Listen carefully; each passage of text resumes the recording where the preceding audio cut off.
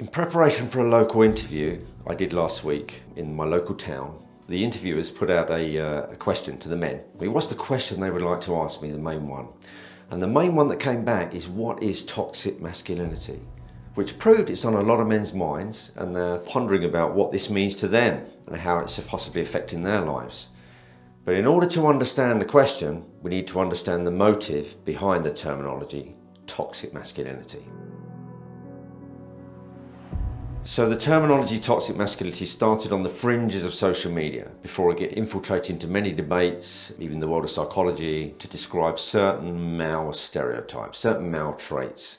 And these include being stoic, unemotional, aggressive, controlling, dominant, risk-taking, physically tough, these sort of things that most men actually desire. These obviously will have negative connotations if they swing too far to that area all of the time.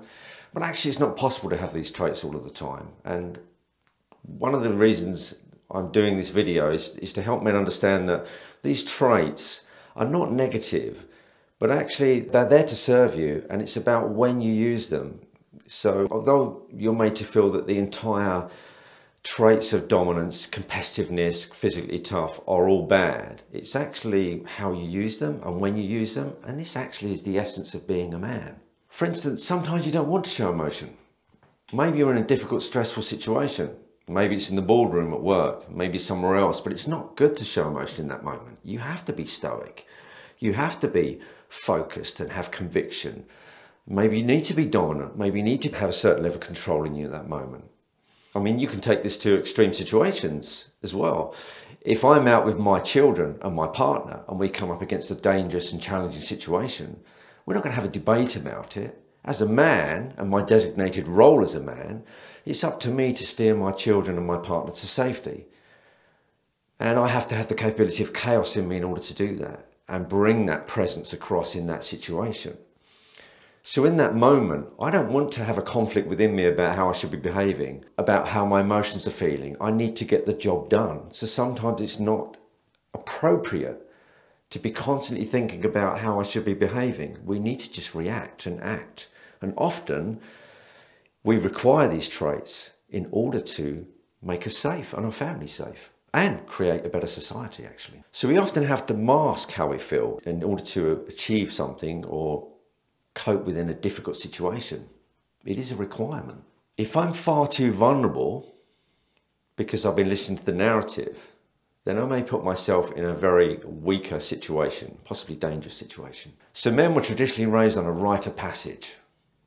Ancient cultures, ancient tribes did this. They turned a boy into a man, celebrated his masculinity, and in that test he had to be dominant, controlling, controlled aggression in order to achieve his goal. It was normally a tough test as well, a tough endurance test, because they celebrate the male physicality, the male energy that they're going to bring into the world. It was a celebration.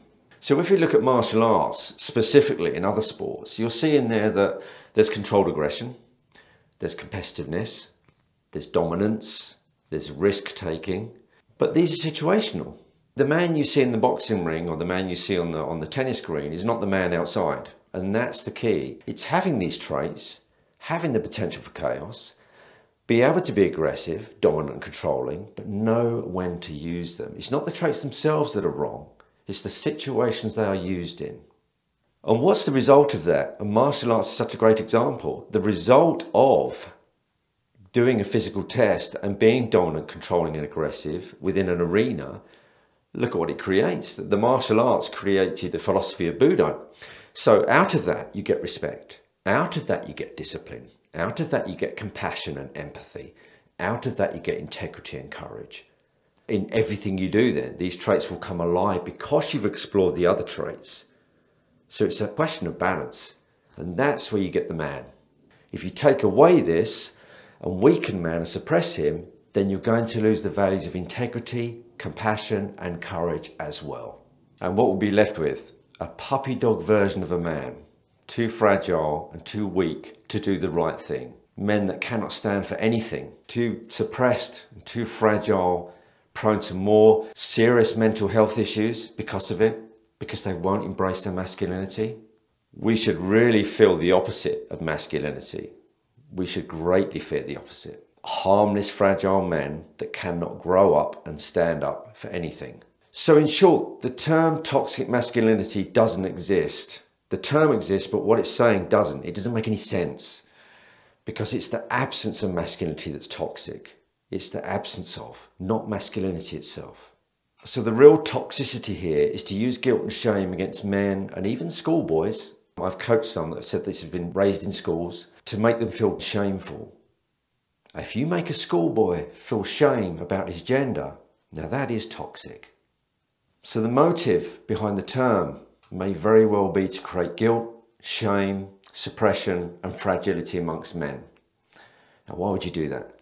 Well, history tells us that the men were suppressed and deliberately taken away in order to control a nation. Possibly, maybe that's one of the reasons. I believe it likely is part of the agenda.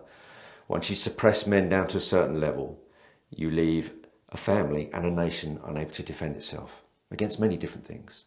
You just look at the global political climate. I know I've mentioned this before, but we have a case of weak men not just creating hard times, but creating dangerous times.